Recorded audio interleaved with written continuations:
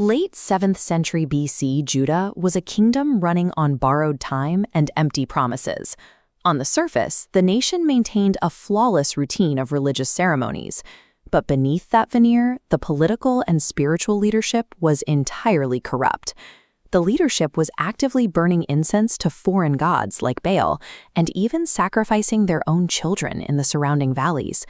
Yet they would march right back into the temple in Jerusalem, chanting that they were completely safe, treating the physical building like a magical shield against any consequences.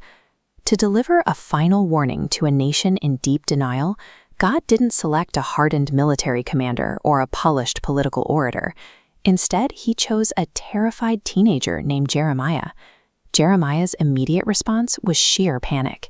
He protested the call, saying, "I do not know how to speak, for I am only a youth." But the divine mandate was absolute. He was appointed over nations and kingdoms to uproot and tear down, to destroy and overthrow, to build and to plant. The stakes of this assignment were almost impossible. This insecure, reluctant kid was ordered to stand completely alone against an angry mob, a corrupt royal court, and a swarm of popular, crowd-pleasing false prophets, all to announce their impending doom. Selecting a messenger with no status or training bypassed traditional human power structures. It placed the entire weight of the message on its divine origin, leaving no room for Jeremiah's own credentials to distract from the words he was forced to speak. The people of Judah completely ignored Jeremiah's spoken warnings.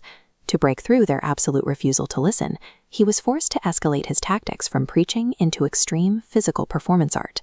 He started at a local potter's house. By watching a craftsman reshape a flawed vessel on the wheel, Jeremiah demonstrated that the divine creator retained the absolute right to rework or destroy a stubborn, disobedient nation at will. Next, he bought a finished clay flask, marched out into the public valley of Ben Hinnom with the senior priests, and deliberately smashed it on the ground. It was a stark, violent illustration that Jerusalem would be shattered beyond repair. In his most shocking display, Jeremiah strapped a heavy wooden ox yoke to his own neck and walked through the city streets. This suffocating physical burden was a visual demand that Judah must submit to the invading king of Babylon or face total annihilation. Jeremiah employed this desperate visual rhetoric to force a direct confrontation with reality. These stunts were calculated attempts to pierce the nation's profound denial before the first Babylonian soldiers arrived. Those bold public stunts triggered a brutal backlash. The religious and political elites retaliated by having Jeremiah mocked, physically beaten by guards, locked in public stocks, and eventually thrown into a deep, muddy cistern and left to starve. The isolation took an immense psychological toll. He earned the title of the Weeping Prophet, not out of self-pity, but because his heart genuinely broke for the exact same people who were torturing him. He reached his absolute lowest point in his private prayers, often called his confessions. In raw, honest agony, Jeremiah cursed the day of his birth, complained to God about being a perpetual laughingstock, and desperately begged to quit his mission. But right at the edge of walking away, he hit a turning point. He realized that holding back the message was even more painful than delivering it. He described keeping quiet as a burning fire shut up in my bones, an intense internal pressure that he simply could not contain. Jeremiah's life demonstrates that the prophetic office is a burden that cannot be resigned. For him, the truth was an agonizing, inescapable reality that burned more fiercely when he tried to silence it. After decades of warnings, Jeremiah was tragically vindicated. The Babylonian army invaded, breached the walls of Jerusalem, and destroyed the temple, playing out exactly as he had prophesied.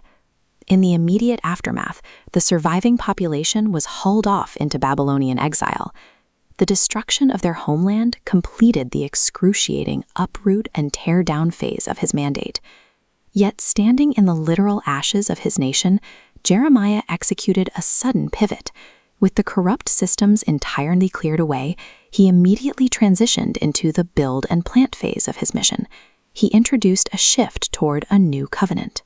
Since the people have failed to honor the laws carved on stone, God promised to write the law directly on human hearts, replacing a reliance on external rules with a focus on internal transformation. This framework severed their reliance on the physical trappings of religion. They no longer needed a supposedly lucky building, corrupt political leaders, or empty external rituals to connect with the divine. The total collapse of Judah's external world, the monarchy, the land, and the temple, forced a transition to a faith that existed entirely within the individual.